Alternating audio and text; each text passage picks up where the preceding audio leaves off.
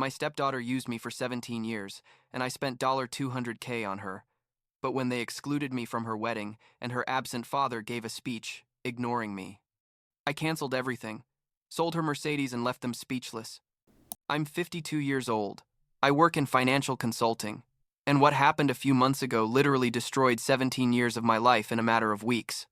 I don't know if I did the right thing or not, honestly, but I need to tell this story because I still wake up some nights thinking about everything and feeling like an idiot for being so blind for so long. I guess I should start at the beginning. When I met Jennifer back in 2007, when I was like 35 and she was 33, I think. Jennifer was beautiful, intelligent, funny, and she came as a complete package with her 9-year-old daughter, Sophia. I met her at a business conference, one of those where everyone pretends to be interested in the presentations but really only goes for the networking and free drinks afterwards. We started talking at the hotel bar and connected immediately. That chemistry that sometimes happens and you can't explain. She told me she was divorced, that Sophia's father had basically disappeared after the separation, that he only sent like $200 a month when he remembered and saw the girl maybe 3 times a year. Jennifer worked in marketing but barely made enough to survive. They lived in a small apartment in a not-so-great part of town, and it gave me such tenderness to see how she talked about her daughter, how hard she tried to give her the best, despite everything. We started dating. Things went well. Really well, actually. And about a year and a half later, I moved in with them. Sophia was 10, almost 11 at that point. And at first it was weird, obviously. She was a kid who had been through an ugly divorce and didn't trust me much. But over time, little by little, we built a relationship. I never tried to replace her father. I'm clear on that. But I was there, you know what I mean?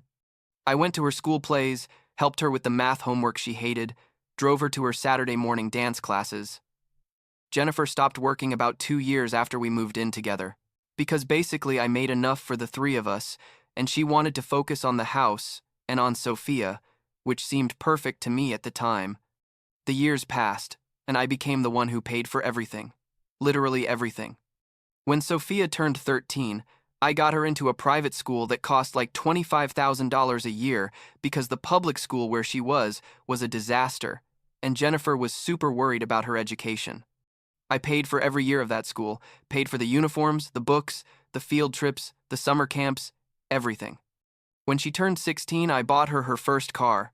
Not something super luxurious, but a new Honda Civic that cost like $22,000. And I thought, well, it's my responsibility because I live with them and I love them. Jennifer would tell me I was the best man in the world, that Sophia was lucky to have me, that without me their lives would be completely different. Sophia called me Thomas, never Dad, and that was fine with me, seriously. Her biological father, Daniel Martinez, continued to exist on the periphery, showed up maybe 4 times a year to take her to eat or to the movies, sent her birthday wishes by text, and that was it. But Sophia idolized him. I don't know why. I guess it's that thing kids have with absent parents where they idealize them precisely because they're not there to disappoint them with day-to-day reality. I was the one who was there when she had a fever at 3 in the morning, the one who signed the report cards, the one who got up early to take her to school when Jennifer didn't want to wake up early. But Daniel was the cool dad who showed up occasionally with gifts and empty promises. When it came time for college, Sophia wanted to go to a crazy expensive private school about 2 hours from home.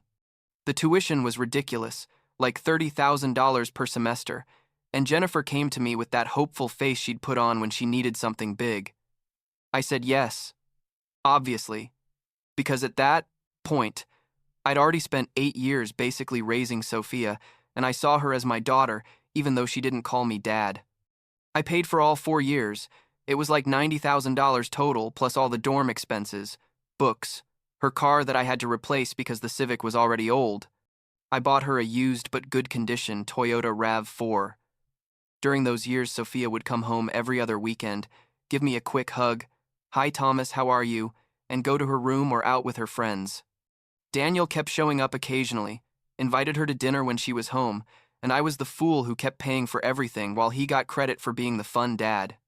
Sophia graduated like 3 years ago, got a decent job in human resources, and met Ethan, her boyfriend who's now her fiancé. Ethan works in finance, comes from a family with money. His parents, Margaret and Charles, have a huge house in the suburbs and spend summers at their beach house somewhere, I don't know where. Sophia started to change when she got together with Ethan. She became more. I don't know how to explain it. More aware of social status. More concerned with appearances. She sold the Toyota I had bought her, and with Ethan's help, bought herself a Mercedes-Benz class, and Jennifer convinced me to help her with the down payment, which was like $15,000, because, well, she's our daughter and she deserves nice things. Everything started going to hell about 8 months ago when Ethan proposed to her. Sophia came home super excited with a ring that probably cost more than my car, and Jennifer and she immediately started planning the wedding. I assumed, because I'm an idiot apparently, that I would be involved in the process, that they'd ask my opinion, that maybe they'd even ask if I could help financially. But weeks went by, and they had these planning sessions where I wasn't invited. They'd lock themselves in the living room with bridal magazines and laptops, and I'd hear laughter and excitement. From my office, where I was working as always to pay our bills. The wedding was going to be at a vineyard outside the city, 350 guests, a huge event that I calculated must cost easily $80,000 or $90,000. When I asked Jennifer about the costs, she told me that Ethan and his family were going to cover most of it. Not to worry. That they only needed help with some small things. The small things ended up being like $20,000 on things Sophia specifically wanted, like the photographer she'd seen on Instagram who charged a fortune, imported floral arrangements that cost $5,000 just in flowers, stupid stuff like that. And I paid because, well, that's what I'd been doing for 17 years. About 4 months ago, the wedding invitations arrived. Those formal things printed on thick paper with gold letters, and Jennifer was super excited showing me one. I opened it, and the first thing I saw was, Margaret and Charles Peterson and Daniel Martinez have the honor of inviting you to a wedding of their children. And below it said something like, Mr. Daniel Martinez will proudly walk his daughter Sophia down the aisle. My name didn't appear anywhere. Nowhere at all. I read that thing like 5 times, thinking it was misprinted or that it was a mistake. But no, there was Daniel Martinez listed as the father of the bride, the one who would walk her down the aisle, while I, the guy who had literally paid for every aspect of her life for 17 years, didn't even deserve a mention. I asked Jennifer what the hell that was, and she got all defensive, saying that, well, Daniel is her biological father, that it's normal for him to walk her down the aisle, that I had to understand there were certain traditions. I told her traditions my ass. Where was Daniel when Sophia had pneumonia at 12 and we spent 3 nights in the hospital? Where was he when she needed braces that cost $6,000? Where the hell was he when I paid $90,000 for college? Jennifer started, crying, saying I was being selfish, that it wasn't about money, that I had to let Sophia have her perfect day. Sophia was there listening and said nothing. Absolutely nothing. Just looked at me with that face like, let it go, Thomas. Don't make drama. But wait, it gets better. About 2 weeks after that, we organized a dinner at an exclusive downtown restaurant so the families could get to know each other better before the wedding. I made the reservation, obviously, at a place where the bill for 12 people was going to be easily $1,000. There was Margaret and Charles, Ethan, Sophia, Jennifer, me, and Daniel with his new girlfriend whose name I don't even know, and some of Sophia's aunts and uncles from Jennifer's side. The dinner started well. Everyone chatting. Me trying to be nice, even though inside I was losing my shit, every time I saw Daniel sitting there as if he had any right to be at that table. After the main course, Sophia stands up with her glass of wine and starts making a toast. She talks about how excited she is for the wedding, how wonderful Ethan is, and then she turns to Daniel and says, and I quote literally because those words are burned into my brain, I want to especially thank my dad Daniel for always being my rock, for supporting me in everything, and for agreeing to walk with me into this new stage of my life. Dad, I can't imagine that moment with anyone but you. Everyone applauds. Daniel stands up and hugs her with tears in his eyes. And I'm sitting there feeling like I'd been hit in the stomach with a baseball bat. I looked at Jennifer searching for something. I don't know, some sign that she was going to say something to correct that situation, but she was just smiling with tears in her eyes as if it were the most beautiful moment in the world. Nobody looked at me. Nobody mentioned my name. It was as if I were invisible at that table, even though I had paid for that dinner and had basically financed Sophia's existence for almost 2 decades. The toast ended, everyone went back to their conversations, and I could only think about how much money I had spent, how many hours I had invested, how many nights I had stayed up, worried about that girl who was now hugging her absent father as if he were the hero of her story. When it came time to pay, I took out my card as always, and Daniel says to me from across the table, "Hey Thomas, thanks so much for dinner, brother. Very generous of you."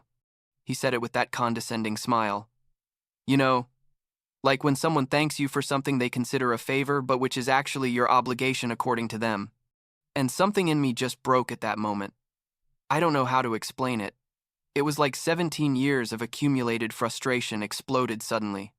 I stayed quiet, signed the bill, which was indeed like $1,100, and then I stood up.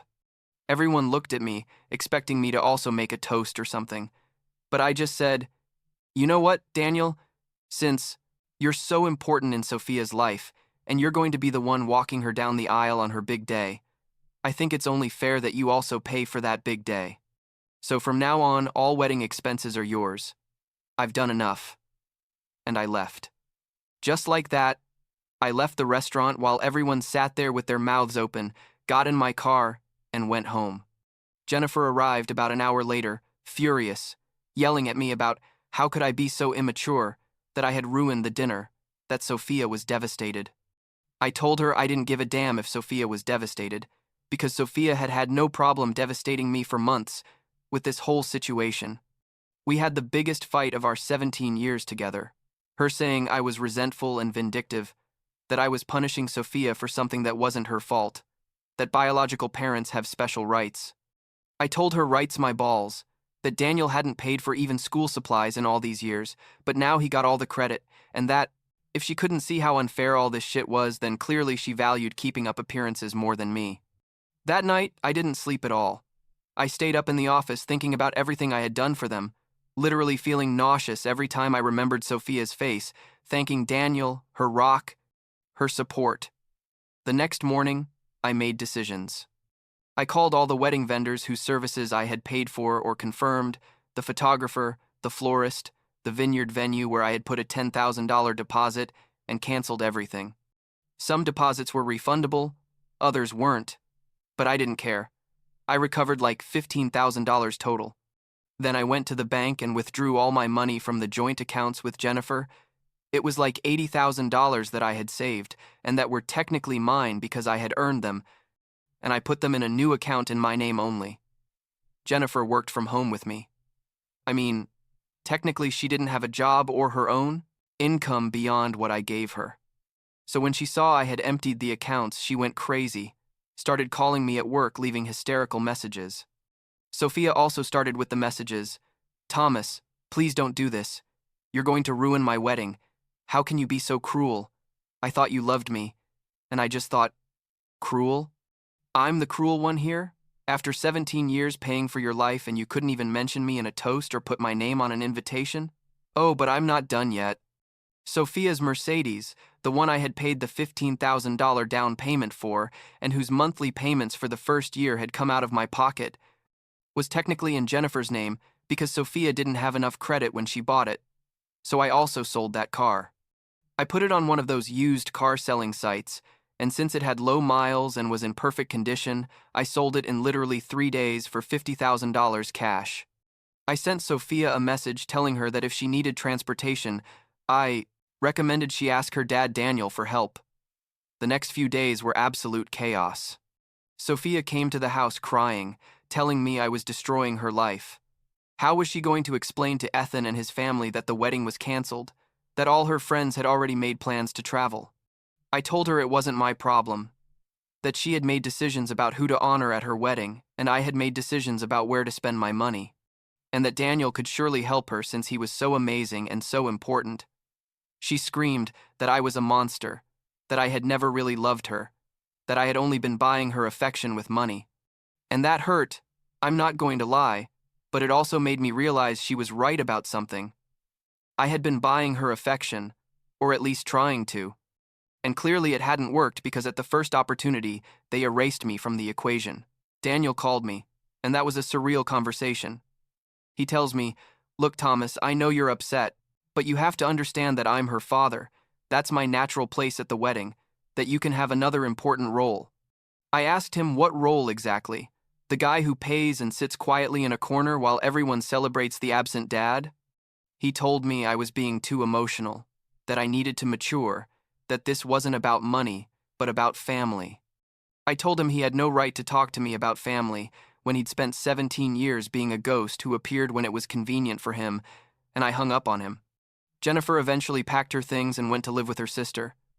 She left me a super long letter talking about how I had changed, how she never thought I would be capable of being so vindictive, how Sophia was now in therapy because of me and had anxiety attacks thinking about how she was going to pay for a new wedding. The letter ended saying, "I would regret this someday, that I was destroying a family out of wounded pride." I read it once and threw it in the trash. Sophia tried one more time, like 2 weeks later, came with a handwritten letter apologizing. The letter said she understood why I was hurt, that it hadn't been her intention to make me feel unvalued, that I had been important in her life, and that she had made a mistake, not including me more in the wedding plans. But the letter also said she hoped we could get past this, and that I would reconsider my decision not to help financially. I rejected it, told her her apology wasn't real, that she was only looking for me because she needed money, not because she really valued what I had done for her all these years. The wedding was finally officially canceled because Ethan's family refused to cover the full cost.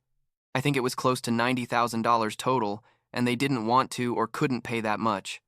I heard from a mutual friend that Sophia and Ethan are planning something much smaller now, maybe like 50 people in a normal event hall, something they can pay for with their own jobs and with help from Ethan's family.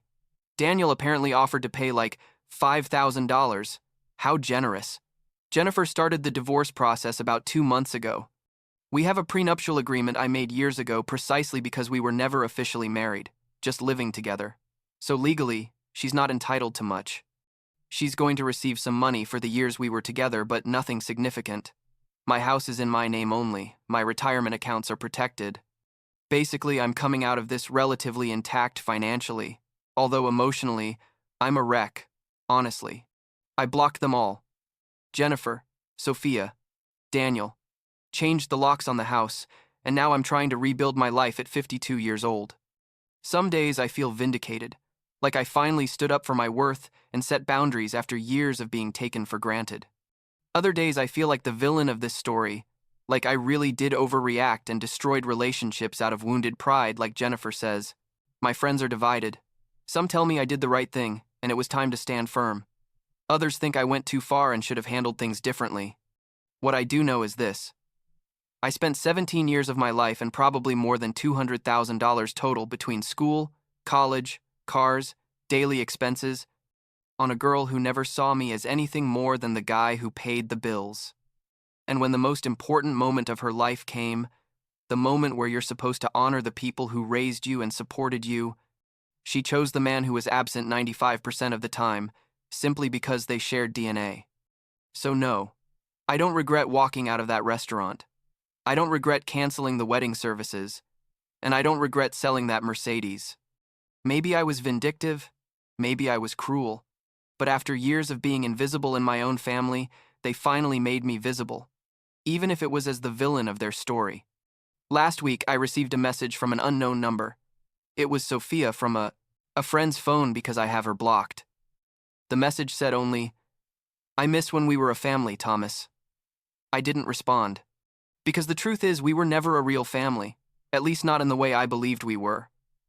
I was the bank, the driver, the problem solver, but I was never dad. I was never really family. And it hurts to accept it. It hurts like hell after almost 2 decades, but it's the truth. So, now I'm here.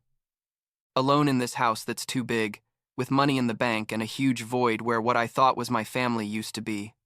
And I don't know if that makes me strong or just bitter and alone.